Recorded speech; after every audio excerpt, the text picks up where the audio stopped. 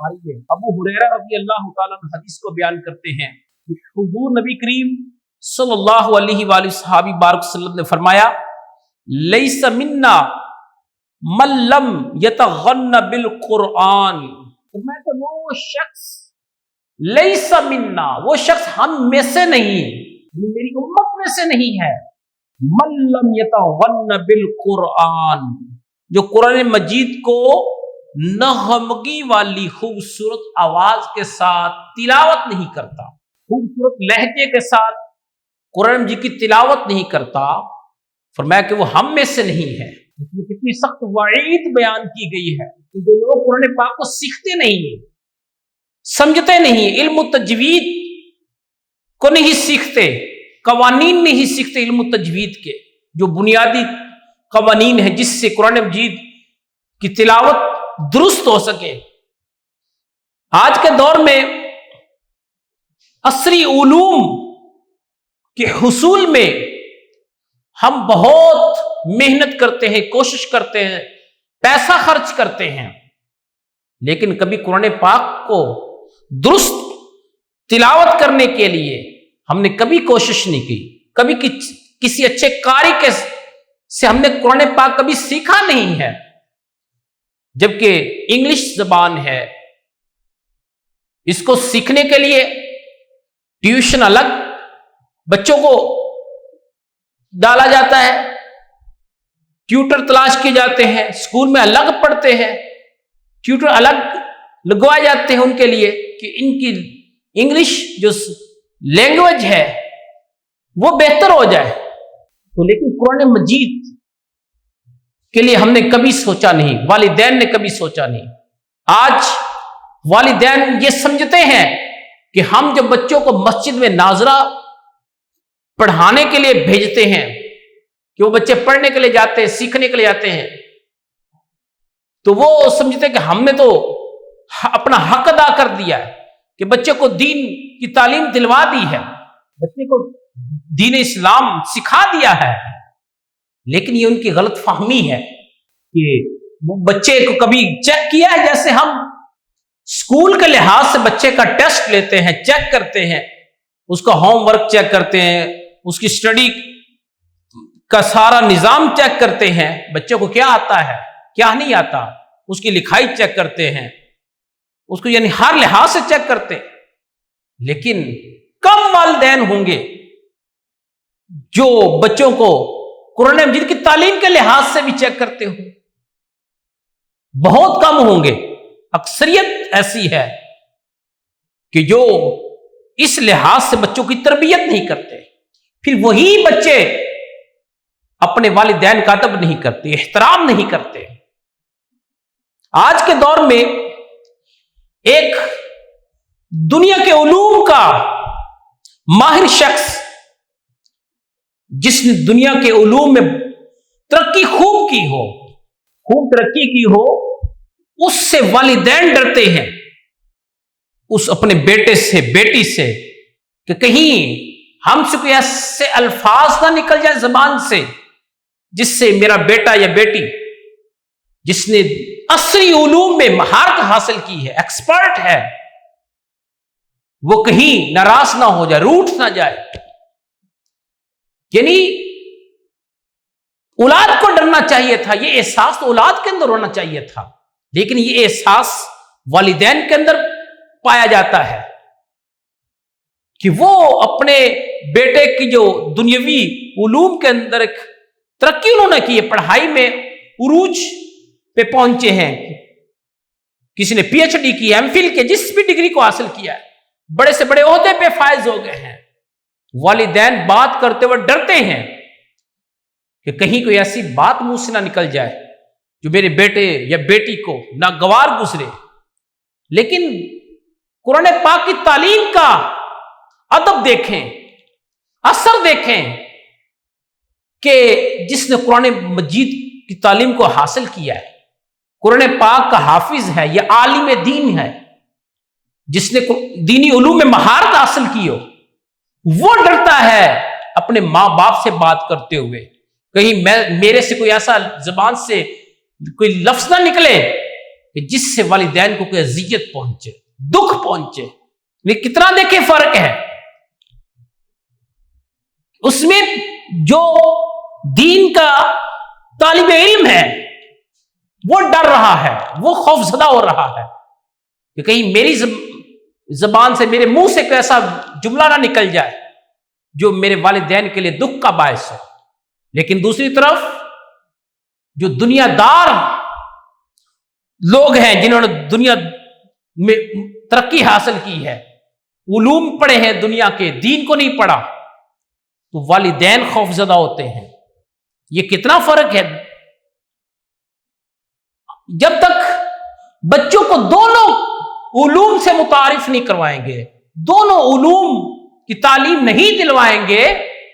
اس وقت تک معاشرہ ہمارا مہذب معاشرہ نہیں بن سکتا. مہذب معاشرہ، سیویلائزڈ سوسائٹی تب بنے گی جب دنیاوی عصری علوم کے ساتھ ساتھ دینی علوم کو بھی اسی نہج کے ساتھ، اسی طرح جس طرح دنیاوی علوم کو اہمیت دی جاتی ہے، اتنی اہمیت، اس سے زیادہ اہمیت کے ساتھ جب تک دینی علوم کو اہمیت نہیں دی جائے گی، اس وقت تک ہماری اولادوں کے مقدر نہیں بدلیں گے، ان کے اندر ادب نہیں آئے گا، والدین سے محبت پیدا نہیں ہوگی، وفا نہیں پیدا ہوگی ان کے دلوں میں، والدین کے لیے احساس نہیں پیدا ہوگا ان کے دلوں میں. یہ والدین کی اپنی غلطی ہے کہ انہوں نے اپنے بچوں کو دین نہیں دیا. آج والدین اپنے بچوں کو دنیا دیتے ہیں، ہر قسم کی آسائش دیتے ہیں، سب کچھ دیتے ہیں دنیا کا، کوئی کمی نہیں چھوڑتے. نہیں دیتے تو دین نہیں دیتے. یہ سب سے بڑی کمی ہے آج ہمارے معاشرے میں کہ آج والدین اپنے بچوں کو دین نہیں دیتے. ہمارے معاشرے میں جو بچہ کند ذہن ہوتا ہے یا معذور ہوتا ہے، اپاہج ہوتا ہے، ان کو مدرسوں میں چھوڑ دیا جاتا ہے. یہ اللہ کی دین کے ساتھ ہم نے کیا رویہ اختیار کیا ہوا ہے؟ ایک ذہین جو بیٹا ہے یا بیٹی ہے، اس کو دین کے لیے وقف نہیں کرتے. کس کو کرتے ہیں؟ جو اولاد میں سب سے کمزور ہو، جو دنیوی علوم میں ناکام ہو جائے، کامیابی حاصل نہ کر پائے، اس کو مدرسہ چھوڑ دیتے ہیں یا کسی فیکٹری میں چھوڑ دیتے ہیں، کسی ورکشاپ میں چھوڑ دیتے ہیں، یا کوئی معذور اپاہج ہے اس کو مدرسہ میں چھوڑ دیتے ہیں. یہ دین کے ساتھ ہم نے کیا مذاق بنایا ہوا ہے؟ جب دین کے ساتھ ہمارا اس طرح کا رویہ ہوگا، تمہاری زندگیوں کے اندر انقلاب کب آئے گا؟ ہمارے حالات کب سدھریں گے؟ یہ مصیبتیں جن میں ہم گرے ہوئے ہیں، یہ کب دور ہوں گی؟ پھر یہ اللہ کا عذاب ہے. ہم اللہ کے عذاب میں مزید گرفتار ہوتے چلے جائیں گے، مشکلات بڑھتی چلی جائیں گے. یہ سارے جو عذاب ہیں جو اس وقت ہمارے معاشرے کو اپنی لپیٹ میں لیے ہوئے ہیں، یہ اس وقت دور ہوں گے جب ہم قرآن حدیث کو صحیح معنوں میں اس کا دامن تھام نہیں لیتے، صحیح معنوں میں ان سے محبت نہیں کرتے. قرآن حدیث سے جتنی اہمیت دنیوی علوم کو دیتے، اس سے بڑھ کر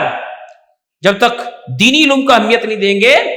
اس وقت تک ہمارا مقدر نہیں سنورے گا، ہماری نسلوں کا مقدر نہیں سنورے گا، ہمارے ملک پاکستان کا مقدر نہیں سنورے گا. اگر ہم چاہتے ہیں کہ ہماری نسلیں سدھر جائیں، ہمارا ملک پاکستان ایک ترقی یافتہ ملک بن جائے، ایک مہذب ملک بن جائے، پرامن ملک بن جائے، خوشحال ملک بن جائے، تو اس کے لیے ہمیں جتنی اہمیت دنیاوی علوم، عصری علوم کو دیتے، اس سے بڑھ کر کئی گنا بڑھ کر ہمیں دینی علوم کو اہمیت دینا ہوگی، تو پھر حالات بدلیں گے. تو اس حدیث کے اندر کتنا تاکیدی حکم دیا جا رہا ہے کہ قرآن پاک کو خوبصورت لہجوں کے ساتھ تلاوت کیا جائے. آج بچے گانے سنتے ہیں لیکن انہی لہجوں کو اختیار کرتے، اسی لہجے میں گانے گاتے ہیں. والدین کو بھی پتا ہے، لیکن کبھی قرآن پاک کی طرف بھی ایسی توجہ دلائی گئی کہ جو قرہ حضرات ہیں، جن کی قاری صداقت علی ہیں، قاری عبد الباسط ہے، اور بڑے بڑے قاری ہیں، کہ ان کی بھی کبھی تلاوت بچوں کو سنائی گئی؟ نہیں سنائی گئی. تو جو کچھ بچے سنیں گے وہی پڑھیں گے، تو گانے سنیں گے گانے گائیں گے، جو کچھ دیکھیں گے وہی بنیں گے، جو انہیں دیا جائے گا وہی وہ لیں گے، اور وہی چیز ان کے اوپر اثر انداز ہوگی۔ تو ہم نے تو قرآن پاک دیا ہی نہیں اپنی اولاد کو کہ اچھے قاری ان کو سنواتے اور ان کی آواز بھی اس طرح ہو جاتی، لہجہ بھی اس طرح بن جاتا، جس طرح وہ گانے گاتے، بازاروں میں چلتے پھرتے وہ قرآن پاک پڑھتے۔ یہ بدقسمتی ہے والدین کے لیے، اس پہلو سے والدین بچوں کی تربیت نہیں کرتے۔ تو اس میں تاکیدی حکم دیا، فرمایا کہ جو کوئی قرآن پاک کو اچھی آواز کے ساتھ، نغمگی کے ساتھ، خوبصورت لہجے کے ساتھ تلاوت نہیں کرتا، لیس منا، فرمایا وہ ہم میں سے نہیں ہے۔ یہ امام بخاری نے حدیث لی ہے، دو حدیثیں لی ہیں، یعنی خوبصورت لہجے کے ساتھ تلاوت کرنا۔ اب اگلا ادب قرآن مجید کا یہ ہے کہ قرآن مجید کی تلاوت کے وقت اپنے اوپر غم اور رنج اس کو غالب کر لیا جائے، یعنی اپنے مالک کو یاد کیا جائے، اللہ کو یاد کیا جائے، اور اس حال میں مناجات اللہ سے کی جائے، روتے ہوئے، گڑ گڑاتے ہوئے، خوف الہی کی کیفیت تاری، خشیت الہی کی کیفیت تاری ہمارے اوپر، اس حال میں قرآن مجید کی تلاوت کی جائے تو رونے کی کیفیت تاری ہو۔ اگر رونا رو کر تلاوت کی حدیث کا حکم ہے، اگر رونے کی کیفیت نہ تو رونے جیسی کیفیت تاری کی جائے۔ اب حدیث سنیں، یہ بھی قرآن پاک کا ایک ادب ہے۔ یہ حدیث امام ابن ماجہ نے اپنی سنن میں نقل کی ہے، کتاب اقامت الصلاۃ والسنۃ فیہا، باب فی حسن الصوت بالقرآن۔ سعد بن نبی وقاص رضی اللہ تعالیٰ عنہ حدیث کو بیان کرتے ہیں، وہ کہتے ہیں کہ میں نے نبی کریم رؤوف الرحیم صلی اللہ تعالیٰ علیہ وآلہ صحابی بارک وسلم کو فرماتے ہوئے خود میں نے سنا، وہ فرماتے ہیں حضور نبی کریم صلی اللہ علیہ وآلہ صحابی بارک وسلم نے فرمایا، ان ھذا القرآن نزل بحزن، فرمایا بے شک یہ قرآن غم سے لبریز نازل ہوا ہے۔ اذا قرأتموہ فابکو، فرمایا کہ جب تم قرآن پڑھا کرو تو رویا کرو، فابکو، رویا کرو۔ پھر آگے فرمایا فَإِن لَّمْ تَبْکُوا